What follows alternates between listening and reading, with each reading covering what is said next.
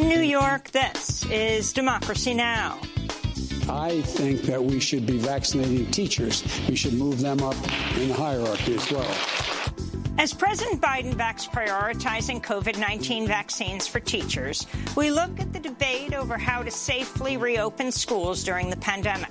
We'll speak to Randy Weingarten, president of the American Federation of Teachers, and Stacey Davis Gates of the Chicago Teachers Union, which just agreed to a deal reopening schools. Then we go to Bessemer, Alabama, where Amazon workers are voting on whether to become the first unionized Amazon warehouse in the country. If the union was so bad, why are they doing everything they can to keep it out of here? This is a story about David and Goliath.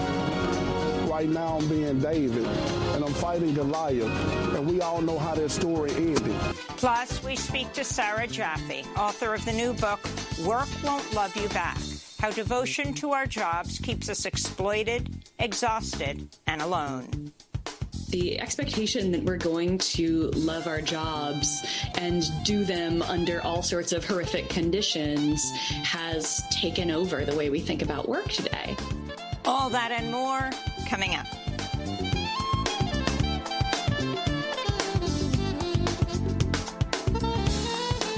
Welcome to Democracy Now!, democracynow.org, The Quarantine Report. I'm Amy Goodman.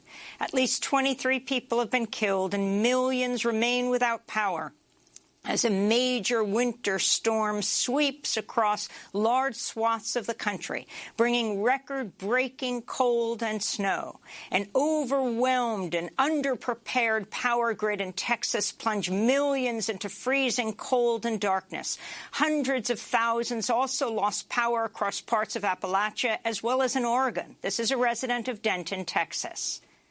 We had a fireplace, and I burnt up all the wood we had. This is sad. This is a sad state of affairs. I wish it were better, but, somebody's got to do some planning after all this is over and make sure there's an alternative source of energy. Texas Republican Governor Greg Abbott took to Fox News Tuesday to blame renewable energy for his state's blackouts, saying the Green New Deal would be deadly for the U.S. His comments contradicted Texas's own energy department, which said the outages were due to, quote, frozen instruments at natural gas, coal, and even nuclear facilities. New York Congressmember Alexandria Ocasio-Cortez tweeted, quote, the infrastructure failures in Texas are quite literally what happens when you don't pursue a Green New Deal, she said. Texas set up its own power grid, ERCOT, in the 1930s to avoid federal regulation. Prisoners in Texas, including 1,000 women at the Fort Worth Federal Medical Prison, reported having no heat. In Matamoros, Mexico, which sits on the border with Brownsville, Texas, around 1,000 asylum seekers who are denied entry into the United States as part of Trump's Remain in Mexico policy were forced to face the sub-freezing temperatures inside low-grade tents. In North Carolina, a tornado killed at least 3 people. The winter storm also disrupted states' vaccination programs, stalling deliveries and shutting down vaccine sites across Texas. In Harris County, health officials rushed to distribute thousands of vaccine doses after storage freezers lost power. President Biden held a town hall hosted by CNN in Milwaukee Tuesday evening, where he was questioned by host Anderson Cooper about vaccine availability. When is every American who wants it going to be able to get a vaccine? By the end of July of this year. When we came into office, there was only 50 million doses that are available. We have now, by the end of July, we'll have over 600 million doses, enough to vaccinate every single American. President Biden urged people to support the $1.9 trillion coronavirus stimulus package that House Democrats are working to finalize. A House vote is expected at the end of next week. Meanwhile, the Biden administration extended the federal moratorium on foreclosures through the end of June. Biden also extended the window to request mortgage forbearance, as well as 6 months of additional forbearance for homeowners who enroll by the end of June. NAACP filed a lawsuit Tuesday against former President Trump, Rudy Giuliani, and far-right groups for inciting the deadly U.S. Capitol insurrection on January 6th. The lawsuit, brought on behalf of Mississippi Congressmember and House Homeland Security Chair Benny Thompson, says Trump and others violated the 1871 Ku Klux Klan Act, which is supposed to protect black people and lawmakers from white supremacist violence. NAACP President Derek Johnson said, quote, "The insurrection was the culmination of a carefully orchestrated months-long plan to destroy democracy, to block the results of a fair and democratic election, and to disenfranchise hundreds of thousands of African-American voters who cast valid ballots," unquote. France's National Assembly approved the controversial so-called anti-separatism bill Tuesday, which the government says will strengthen France's secular principles and help counter the rise of militant Islamist groups. But critics say the laws unfairly target Muslim communities and could deprive them of their civil rights. Among other things, the bill strengthens the government's ability to shut down places of worship and religious schools and ban what it deems to be extremist religious leaders. The legislation now heads to the French Senate, where it's also expected to pass.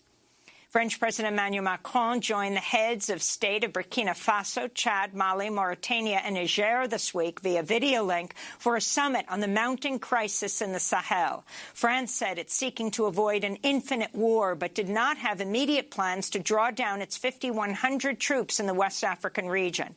Meanwhile, Chad says it plans to deploy 1,200 troops to combat armed groups associated with the Islamic State and al-Qaeda. According to one tally, 7,000 people were killed due to the Sahel conflict last year, while the UN warned over 2 million have been displaced. In Spain, the arrest of a rapper over his song lyrics and tweets has sparked protests and fierce scrutiny over the government's control of freedom of speech. Pablo Hasél was arrested Tuesday after barricading himself inside a university to avoid serving a prison term for, quote, glorifying terrorism, unquote, and insulting the monarchy. Hasél referred to former King Juan Carlos as a drunken tyrant and showed support for the Basque separatist group ETA, among other charges. This is Hasél speaking from inside the university where he was barricaded. Either we have an overwhelming and organized response to these severe attacks from the state, or they will keep cutting our most fundamental rights and freedoms. We have to stop this. There might be people thinking that this does not affect them directly, but of course it does. When one of us loses a right, the working class as a whole loses it. In response to the public outcry over Hasél's case, the Spanish government has said it will ease its restrictions on free speech. Back in the United States, BuzzFeed reports the Biden administration has directed Homeland Security officials to stop using the terms alien and illegal alien when referring to immigrants and asylum seekers, terms immigrant rights advocates have long called out for being dehumanizing and racist. This comes as a new report reveals President Biden and other Democrats received more campaign money from leading border security and immigration prison corporations than Trump and fellow Republicans during the 2020 election season. According to the report by Transnational Institute, American Friends Service Committee, and Mi Gente, Biden received over $5 million from border security executives, while Trump got $1.7 million in campaign contributions from them. In Georgia, meat plant workers who survived a deadly liquid nitrogen leak at a Gainesville poultry processing plant last month say they're being discriminated against and intimidated as they try to file compensation claims and get medical care. 6 people were killed. Nearly a dozen others were hospitalized at the plant, which is owned by the Foundation Food Group. Most of the workers in Gainesville's meat processing plants are Latinx. In media news, the hedge fund Alden Global Capital has struck a deal to fully acquire Tribune Publishing, publisher of the Chicago Tribune and other major publications. John Schlois, president of the News Guild, tweeted, quote, a terrible deal for the company, the workers, the shareholders, and our democracy. Alden is only interested in extreme short-term profits by cutting everything to the bone. They have no long-term plan. #SaveLocalNews, unquote. However, some Tribune papers, including the Baltimore Sun and the Capital Gazette, will instead be acquired by a nonprofit formed by hotel executive Stuart Bynum, Jr. And renowned Palestinian author and poet Mourid Barghouti died Sunday at the age of 76 in Amman, Jordan. Barghouti spent most of his life in exile, writing about his Palestinian homeland and the Israeli occupation. He married the acclaimed Egyptian writer Radwa Ashur, who died in 2014. In his autobiographical novel, I Saw Ramallah, in which he returns to his Palestinian hometown after an absence of 30 years, Barghouti writes, "The calm of the place of exile and its wish for safety is never completely realized. The homeland does not leave the body until the last moment, the moment of death," he wrote. And those are some of the headlines. This is Democracy Now!, democracynow.org, The Quarantine Report. I'm Amy Goodman. We begin today's show looking at the state of the nation's school a year into the COVID-19 pandemic. On Tuesday night, President Biden said teachers should be given higher priority to get vaccines, and he pledged to reopen the majority of elementary schools in his first 100 days. Biden made the comments at a town hall meeting in Milwaukee hosted by CNN's Anderson Cooper. I think that we should be vaccinating teachers. We should move them up in the hierarchy as well. Well, let me ask you, your administration had set a goal to open the majority of schools in your first 100 days. You're now saying that means those schools may only be open for at least one day a week. No, that's not true. That's what was reported. That's not true. It was a mistake in the communication. But what I'm talking about is I said opening the majority of schools in K through 8th grade because they're the easiest to open, the most needed to be open in terms of the impact on children and families having to stay home. So when do you think that would be K through 8, at least 5 days a week, if possible? I think we'll be close to that at the end of the first 100 days. We'd have a significant percentage of them being able to be opened. My guess is they're going to probably be pushing to open all summer, to continue like it's a different semester. Do you think that would be 5 days a week or just a couple? I think many of them 5 days a week. The goal will be 5 days a week. Now, it's going to be harder to open up the high schools for the reasons I said. President Biden speaking Tuesday night. And this comes as many school districts across the nation are debating how to safely bring children back into the classroom. In Chicago, the city's begun reopening schools for the district's youngest students following a fight between the city and the teachers' union over COVID protocols. Meanwhile, the Centers for Disease Control and Prevention has faced criticism for saying schools can be reopened safely before teachers are vaccinated. This is CDC Director Dr. Rochelle Walensky speaking earlier this month. I would also say that safe reopening of schools is not, that vaccination of teachers is not a prerequisite for safe reopening of schools. We're joined now by two guests. Randy Weingarten is president of the American Federation of Teachers, and Stacey Davis Gates is executive vice president of the Chicago Teachers Union. We welcome you both to Democracy Now! Let's begin here in New York. Randy Weingarten, talk about the state of the schools in New York City and what the American Federation of Teachers is demanding. So, what we're demanding in New York and what we're demanded in Chicago, and I'm so glad that you have Stacey on, is quite similar. There's a protocol of about 5 things, including, prioritizing teachers for vaccines, using testing like the NFL does, like industry does, as a way of really seeing what's unseen.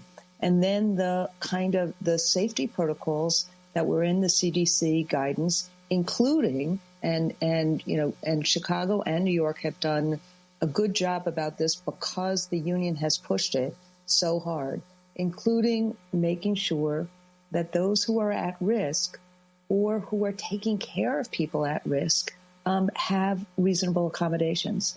And so when you have these kind of protocols together and you have safety committees and ways in which you make sure that these are enforced, what we just saw in a recent poll we released last night is that the people who are in school trust it and trust that they're going to be safe.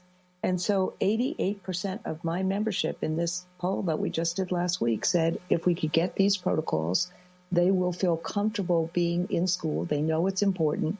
And that includes 73% of those who are on remote right now.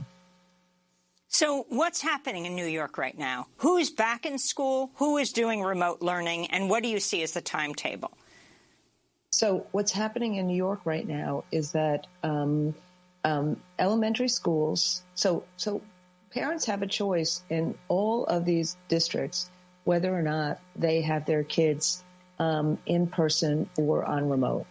In New York City, they reopened everything in a hybrid basis, in a blended basis in September, October, and November.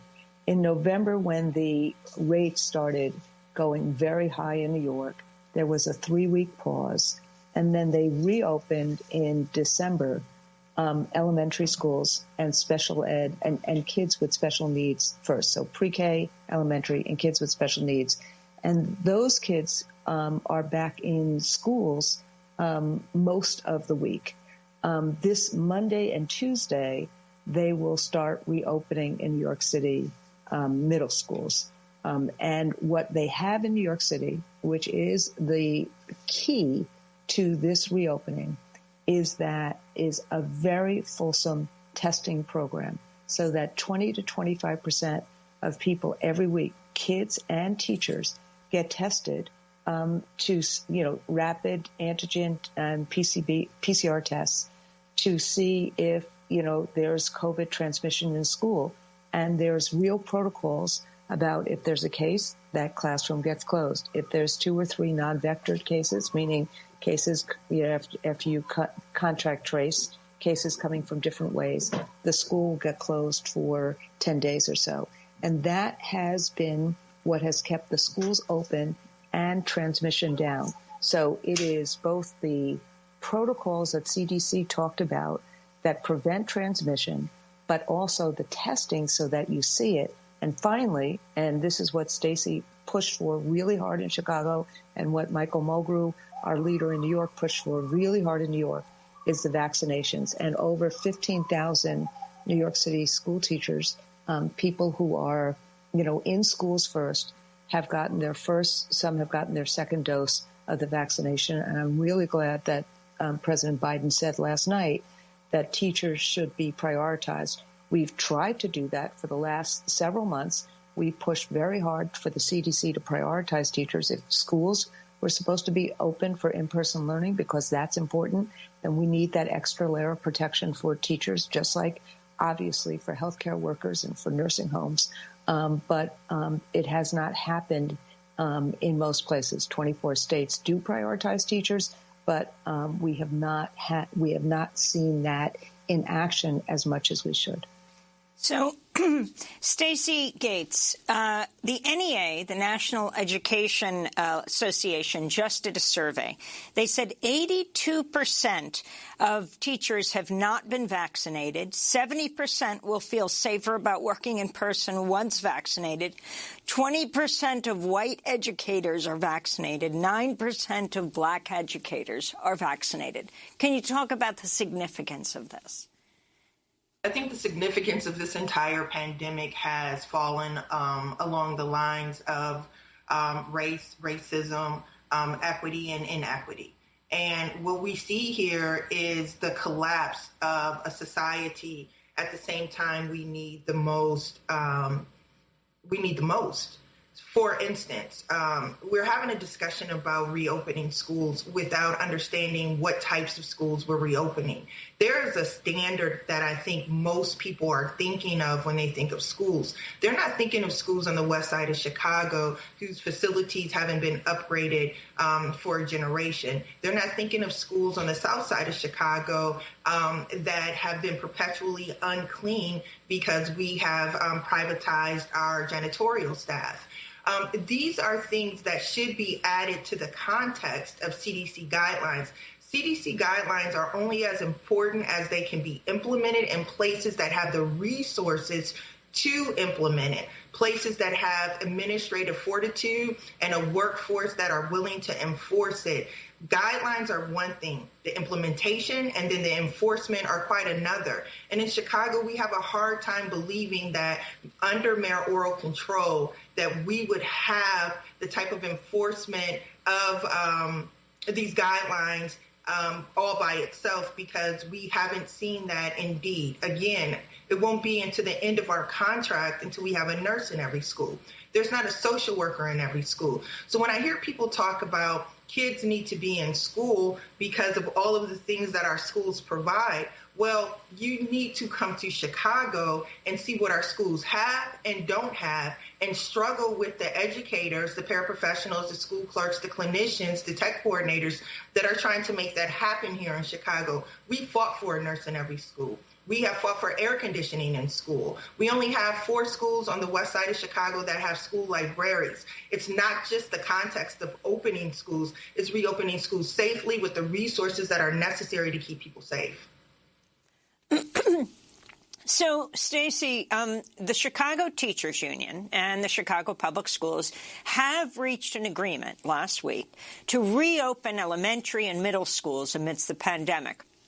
By early March, students who have been learning remotely for 10 months will be back in the classrooms. What is key to understand about this agreement and the tense negotiations that took place between the union, the school district, and Mayor Lightfoot? And where did parents and students come down in this negotiation? Well, one of the things that I would like to dispel is that there is a separation of parents and teachers. I myself am a high school history teacher with 3 children in the Chicago Public Schools, as are many of our colleagues in the Chicago Public Schools. So to erect this false narrative that parents and teachers are on opposite sides when we are actually the same person is absolutely ridiculous. That's one. Number 2, this was a discussion about the inequities of the pandemic. If we're looking at Chicago right now and we're looking at the communities and the zip codes, because Chicago is still so very segregated, that were ravaged under COVID-19, and we look at the distribution of vaccines in Chicago as in the same communities, we see an inequity. When we look at the Chicago Public Schools and how our schools are funded in the city, we see that same inequity. So the struggle to get the agreement is based on generations of neglect and defunding and deprioritization.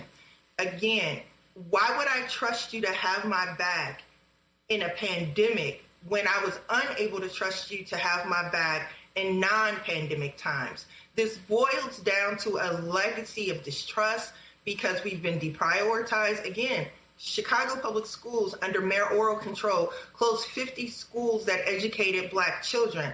Again, in a pandemic that is killing Black people 3 times more than white people, why would you have infrastructure of trust there? You have to rebuild the trust and the confidence of the individuals who will be attending these school communities, going inside of these buildings, as well as showing where the resources have been implemented and also maintaining the implementation of those resources. We're in a pandemic. I don't think it's unreasonable for people to have an expectation that you pull together in the same direction and that you front safety as the uniting factor.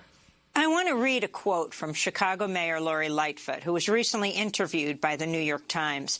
She said, quote, "I understand that the notion that we would lock teachers out was disturbing to all. It should be. But it should also be disturbing when teachers say, I don't care what you say, I don't care what you do, I'm not going to abide by the contract or the rules that have been set for my place of employment," Lightfoot said. That's chaos. Stacey Davis Gates, if you could respond.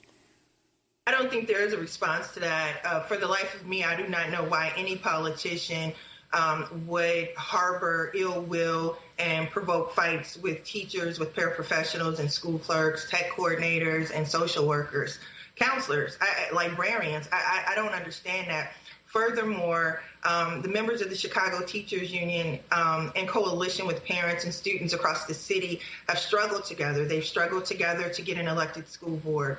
They've struggled together to get cops out of schools. They've struggled together to get nurses and social workers inside of schools, to bring the issue of housing insecurity to the forefront and fight for housing for our students who do not have permanent housing. So this concept that we're not partners is simply another misleading action statement from the mayor of the city.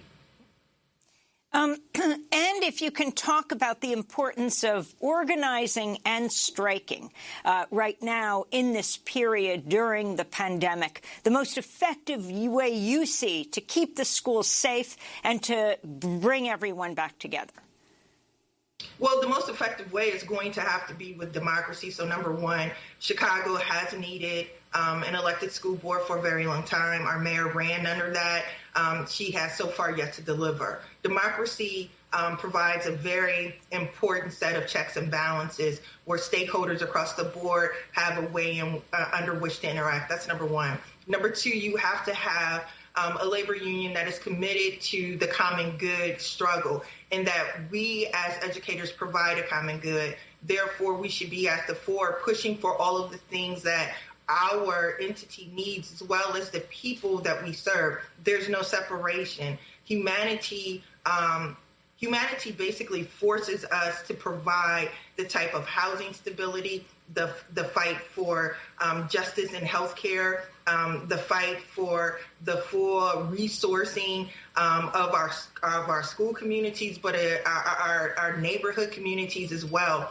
Look, Chicago has undergone a seismic shift since 2012, when our union with parents, with grassroots organizations, and with students said that Chicago students deserve more than what they have been given. And right now we are continuing to manifest that type of organization, that fight, that advocacy, where all people who are in the city get to win, not just a select few, not just the few who can buy it, but the many who need it. And before you go, Stacey, I wanted to ask you about Karen Lewis, the former president of the Chicago Teachers Union, who recently passed away at 67 years old. She'd been battling brain cancer. She stepped down from her position at CTU due to her health 4 years later. This is Karen Lewis on Democracy Now! In 2010. I don't think anybody will argue with that the system is broken. It has not basically changed since the 1900s, 1800s for that matter. And as a result, it has never been able to absorb real innovation. And the problem is it's just a lot easier to test children. Our curriculum has narrowed in Chicago. If you look at the average day for an elementary school kid, it's reading, math. Reading, math. I mean, kids are bored to tears. They're hating school at an early age. There's no joy. There's no passion. And the results show that. So that's Karen Lewis in 2010. Your thoughts on her passing and her significance as former head of the Chicago Teachers Union? Obviously, with her passing, I know I only miss a great leader. I miss a friend, someone who cared for me and very generously gave me an opportunity to work in this movement and to be powerful in this movement. And number two, I think her significance is that she has shifted the trajectory of the expectations of everyone in the city of Chicago. Nationally, she has triggered red from the West Coast to the East Coast to the northern part to the southern part of our country.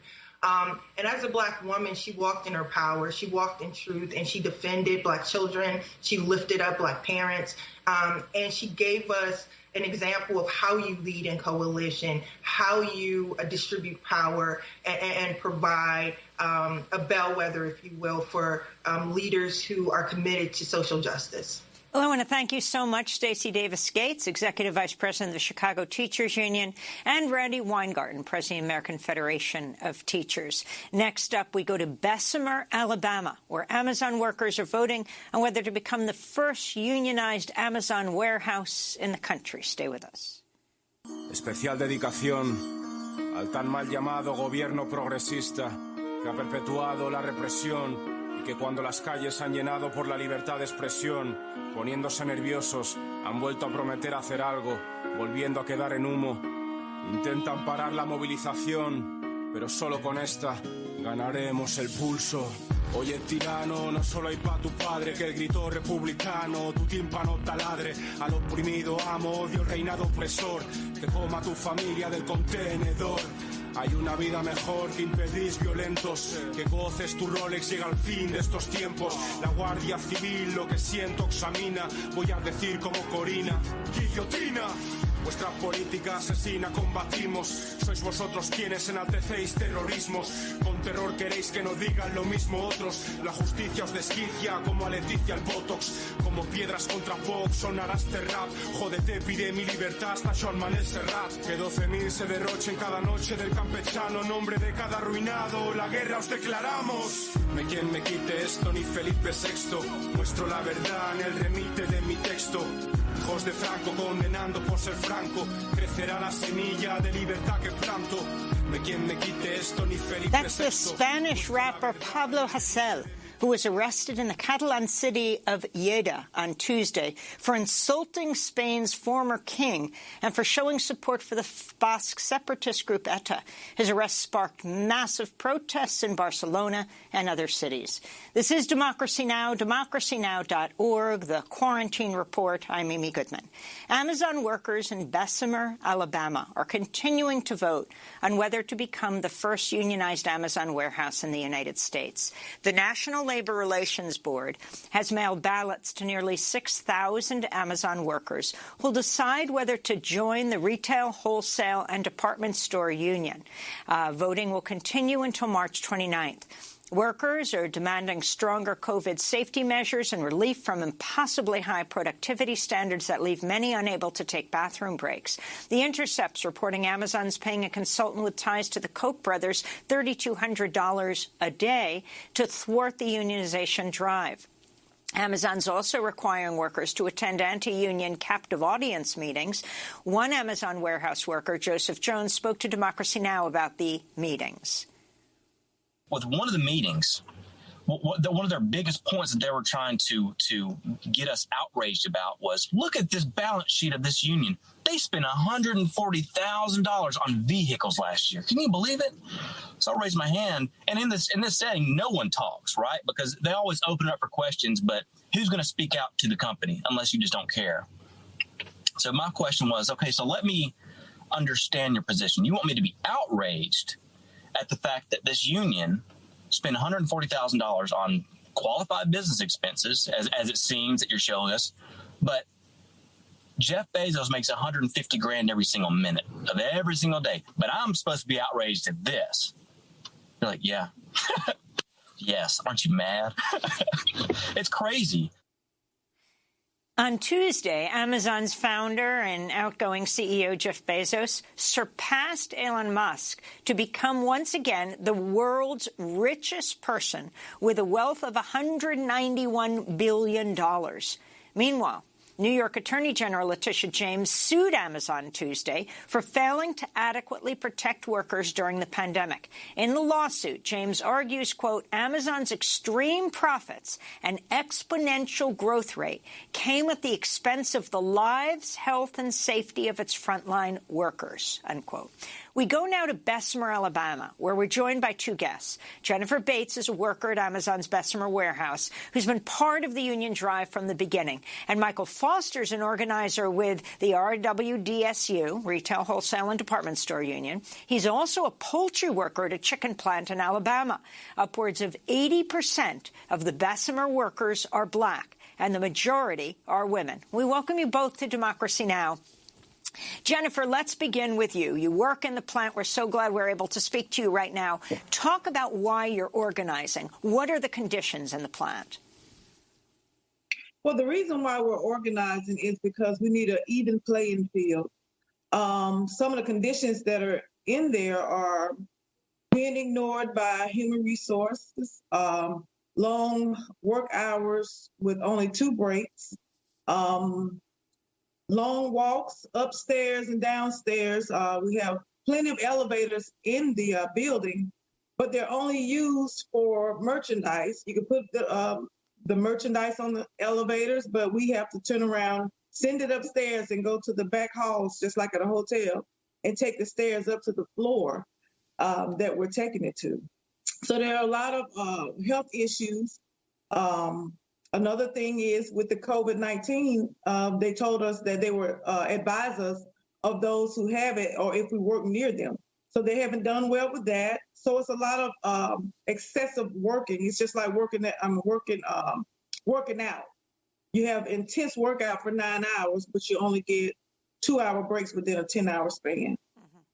So we want to be heard. We want to be treated like people and not ignored when we have issues. People are getting fired without having their opportunity to speak their side. So can you explain what Amazon is doing about this effort, the unionizing effort? You're in the midst of the vote, and it goes on for several weeks. If, in fact, the Amazon workforce votes for the union, it'll be the first time an Amazon warehouse has been unionized in the entire country. Yes. Well, some of the things that they're doing is having the the classroom teaching seminars, that's what I call it, with the slideshows, talking to us about why we shouldn't have a union and don't let anyone come in and get between our relationships. They've put flyers on the back walls of the bathroom stalls where we used to have updated, things that are going on in the company. So now it's been replaced with things of why we shouldn't vote for the union. And they're coming to our workstations where we're working at, speaking to us about the reasons why you're going to be called an outsider if you don't vote yes, telling us that the union is going to, they're thieves, and what they do with their money is go on lavish vacations and buy nice cars. So they're coming to us, and even some of the younger people they're afraid.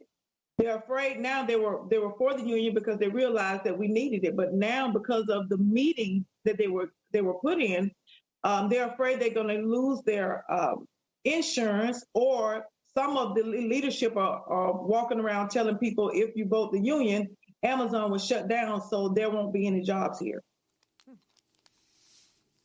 I wanted to bring Michael Foster into this conversation. You work at a nearby poultry plant, but you're a union organizer with RWDSU.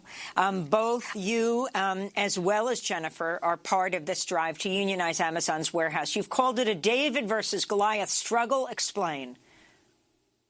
Well, just like the story that we all know, Amazon is Goliath. Amazon has become one of the biggest industries in our world right now. Amazon is a very powerful business, one of the most profitable businesses it is in the United States right now. So Amazon has a lot of authority going on right now, and we, as the union, trying to take on Amazon in a right-to-work state gives you the perfect image of David and Goliath.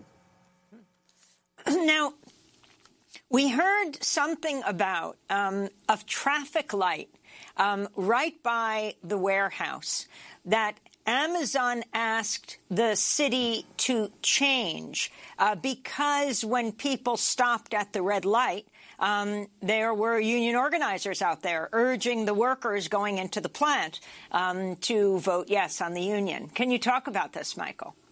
Yes, ma'am. I'm personally one of the guys that be down on the block and speaking with Amazon workers as they go in and out at this particular traffic light. And we had the privilege to be able to talk to them because the traffic light stops them and we have the opportunity to talk to them. But right now, as soon as they get the urge to roll down their window, their light has turned green. We cannot even say two words to each other. So that stopped a lot of our conversation and engaging with the Amazon employees. So In the lead, we talked about Amazon paying a consultant with ties to the Koch brothers something like $3,200 a day to thwart the unionization drive. The consultant, Russell Brown, is the president of the Koch-backed Center for Independent Employees and the head of RWP Labor, which claims it helps companies maintain a union-free workplace. Your thoughts on this? I think with Amazon using this tactic that they're using with this guy coming in making $3,200 a day, to me is just one of the most horrible things I've heard of.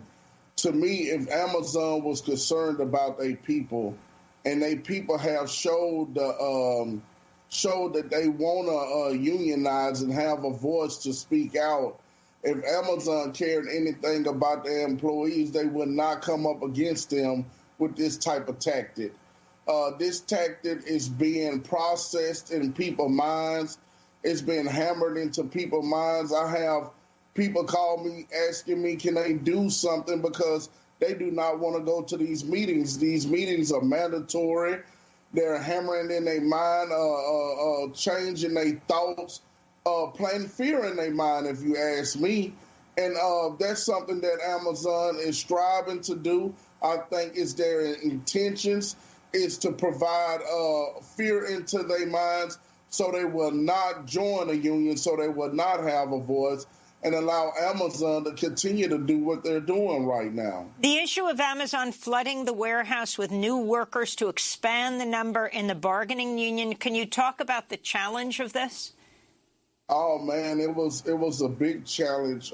We had already submitted the vote, the issue, because if you look on the website, Amazon said they built a new facility in Bessemer for 1,500 workers.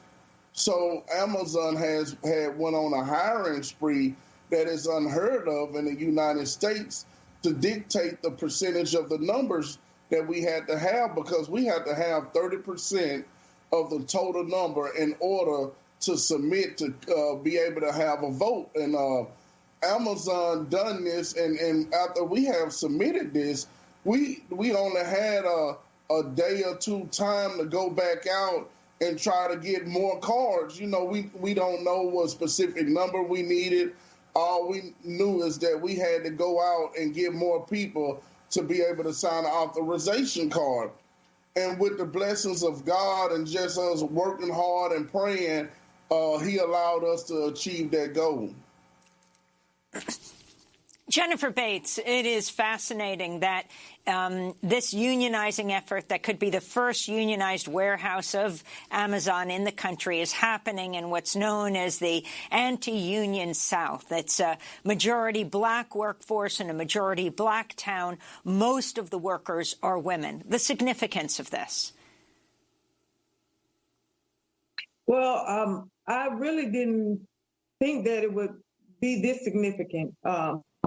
Starting out, we were nervous at first, but understanding now how it would change history, it will be a big impact, because it looks like Amazon is choosing a lot of low-income communities.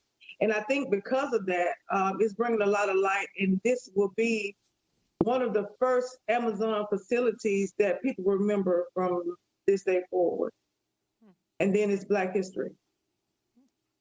And can you talk about the schedule of the vote? How long do people have to vote? It began last week, the voting. They have until March 29th to get all the ballots in. March 29th to get all the ballots in. Michael Foster, can you talk about why you see the union organizing here as a racial justice issue? I'm looking at a piece in Wired that talks about the history of your union, RWDSU, the union having black leadership since its founding in the 30s, a time when some unions excluded black workers. Its members organized alongside Martin Luther King Jr. during the 1963 March on Washington. In 1968, the union became the first to secure a contract designating King's birthday a paid holiday. Yes, ma'am. Yes, ma'am. that's something that I'm proud of. That this is a mostly black union right here, and Bessemer, Amazon is mostly black, and the city of Bessemer is percentage of black. And I think that if you look, the city of Bessemer is one of the poorest cities in Alabama. Bessemer, and I believe Amazon knows this because they have the initiative to say that we're paying you $15 an hour, and that's above minimum wage, and you should be happy about that. Like, because they're offering a little bit more money than some of the places around here, they feel like that gives them the means to continue to keep the press on the African Americans, I think. We have a saying that we think our people should have a living wage, not a minimum wage, because people are just tired of just paying their bills and just barely making it to the next week when you're working at a facility that's owned by the richest man in the world. You working at a facility in the last 3 months have accumulated $90-something billion, and none of the employees received anything for this. I like to tell the employees all the time that Amazon is just a building. You guys are Amazon. Without you guys, there is no Amazon. And I think by them coming in a city like this, they felt like that they could take advantage of these people because they're taking advantage of their means of having money, their living means. And Amazon is not here to help that. The RWDSU, we are here to not only bring a better environment to the Amazon workers, but to their community as well. We want to get out into the community as well, help the people in Amazon earn a better wage so they can help some family members that they have also. Finally, Jennifer Bates, your message to the richest man in the world, to the CEO of Amazon, Jeff Bezos. Well, I don't have a message to him, but because I think I know that he knows very well what's going on. He's made billions off of the backs of low-income people. So he already knows, and I heard a video that he spoke that we don't need anyone to come between us, and he sent us a message that we're already giving you good benefits, and we're already giving you a competitive wage. So it doesn't look like he wants to move, have a stance on the working conditions. So for years, and just finding out last week that there are other Amazons who's been complaining as well. So I think he very well knows what's going on, and he doesn't want to move to change. But this plant opened at the beginning of the pandemic in March? Yes. Well, Jennifer Bates, I want to thank you for being with us, worker at Amazon's BHM1 Fulfillment Center in Bessemer, and Michael Foster, poultry plant worker and member organizer of RWDSO. Both Jennifer and Michael are part of the drive to unionize Amazon's warehouse in Bessemer, Alabama. When we come back, we speak to Sarah Jaffe. Her new book, Work Won't Love You Back. Stay with us.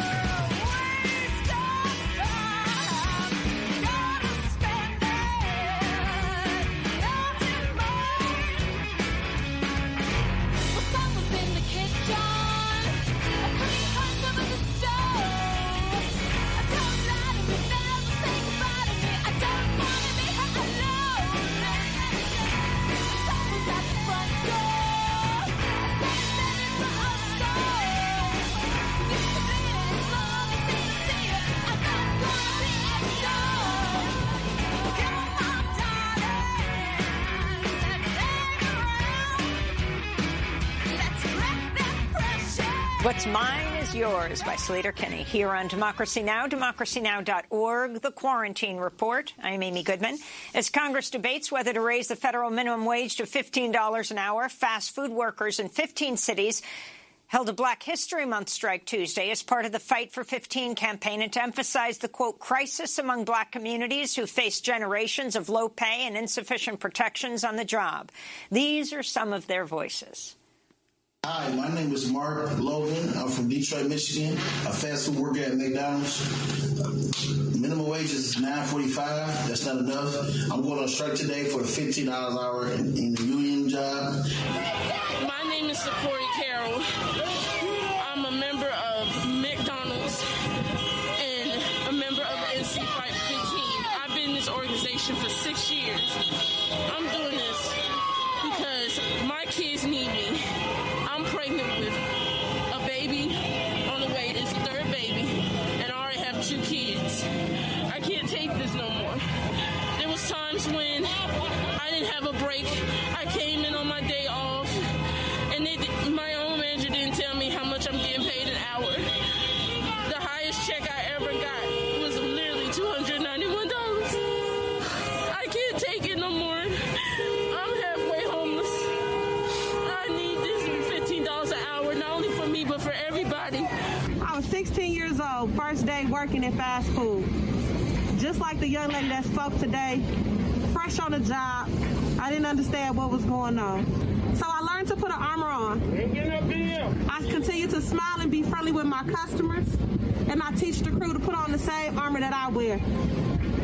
But this armor gets heavy, real heavy when you can't pay your bills. Yeah, right. That last voice, Taco Bell worker Erica Hunt at a Fight for 15 protest in Wisconsin Tuesday. For more on fast food workers, teachers, nurses, gig workers, many others organizing to improve conditions, we're joined by Sarah Jaffe, longtime labor economic justice reporter who writes about all of this in her new book, Work Won't Love You Back, How Devotion to Our Jobs Keeps Us Exploited, Exhausted, and Alone. Her feature in the new issue of The Nation magazine is headlined, First Nurses Saved Our Lives, Now They're Saving Our Health Care. Sarah, you are following our first discussion about the teachers' unions fighting for safe workplaces for kids to return to around the country, to their schools. And then we talked about this first-time union vote organizing effort in Bessemer, Alabama, at an Amazon warehouse. Your thoughts on jobs right now? I think pretty much everyone's job has gotten a lot worse in the last year, right? Whether you're like me and suddenly you're trapped in this tiny little box here that you see me in pretty much, for 10 hours a day, every day, or you're like those fast food workers or Amazon workers you were just talking to who have to go into a workplace knowing that that workplace has just gotten a lot more dangerous. I think we're all realizing how much worse things can get. And it's making some of those workers, more willing to stand up and speak out when, it's not just that it's a bad, grinding, slow, miserable job, but it's also a bad, grinding, slow, miserable job that could kill you now. You talk about the irony of the term Amazon fulfillment centers. Yeah, it's so interesting, right? Because now we're all expected, like I write about in this book, to find fulfillment from our jobs. But actually, when it comes down to it, we don't work because we're bored and just need something to do with our day. We work, like that last worker who was just speaking was saying, because we have bills to pay. And when that work isn't covering the expenses that people have to feed their families, it's a really big disconnect that we're still expected to show up. And what that last fast food worker was saying about putting on that armor every day was so striking, right? Because I remember from my time working in the service industry, sort of have to go in and push all your feelings down and put on that smile. You write in your book, once upon a time it was assumed, to put it bluntly, that work sucked. What changed? Describe the evolution of the labor of love myth. Yeah, so I traced this in the book through the history of sort of women's unpaid work in the home and also the creative work of the artist, both of which are sort of always assumed to not be work at all. And as the decline of industrial labor through outsourcing, through automation, through changes in the shape of capitalism, what we got instead was much more work like the people that we've just been talking about, like those Amazon workers, like those fast food workers, like the nurses and other healthcare workers that I wrote about in that Nation piece you mentioned, whose job is to provide the services that keep us all going, who are doing that so-called essential work that we've heard so much about since the pandemic. And that is work that often requires you to show up and put on that smile, that requires you to, if not actually enjoy it, at least sort of pretend and project the image that you're enjoying it in order to go to work. And so that it's literally a change in just like the shape of the economy and what jobs people are doing.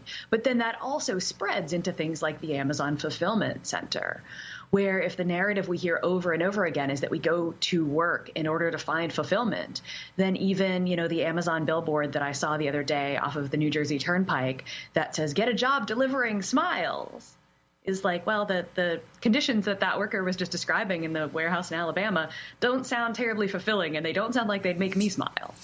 So how about teachers now being asked to risk their lives to go back to school? And then, of course, you have nurses doing the same thing, risking their lives every day, and they're not only fighting to save their patients, but now the healthcare system changing it. Yeah, I mean, teachers are, I write in the book, sort of the ultimate laborers of love, and we've had decades, maybe centuries, of expecting them to make up for all of the gaps in the social safety net just by loving the kids that they teach more and more and more. And so, we're seeing right now sort of the real return of this demonizing teachers rhetoric in yet another way, because teachers are not willing to march back into, in many cases, overcrowded, underfunded schools that haven't had repairs. In Philadelphia, they were talking about strapping a box fan to a window to create ventilation so that the virus supposedly wouldn't spread in these school buildings that are overcrowded. In Los Angeles, I think the last time we spoke was when I was in LA for the teachers' strike there, and they were fighting to get class sizes down from 45 students in a room that is supposed to house, 20. And, you can't socially distance with 25 kids in a room, let alone when you've packed 40 of them in a room that is supposed to have 25. So the very things that teachers have been demanding that would have made the schools more safe to reopen in the first place, they're now getting blamed for not being able to solve that problem. And it's just this ongoing expectation that teachers can somehow, with their just pure motivation and love and care, overcome all of these obstacles that we have put as a society in their way. And nurses, let's end there, since it's also what you wrote your Nation piece on. Yeah, absolutely. Nurses who have been fighting since the beginning of the pandemic just to get enough masks and gowns to keep them safe while they're trying to save lives. And in between, they've been the nurses unions like National Nurses United, like New York State Nurses Association, have been the loudest voices in this country saying for decades that we need a real national healthcare system that would actually prioritize public health, because this pandemic has taught us that we are only as well as the last person to get vaccinated, as the last person to get health care. We want to thank you, Sarah Jaffe, for being with us, longtime labor and economic justice reporter. Her new book, Work Won't Love You Back, How Devotion to Our Jobs Keeps Us Exploited, Exhausted, and Alone. That does it for our show. Happy birthday to Neil Shibata.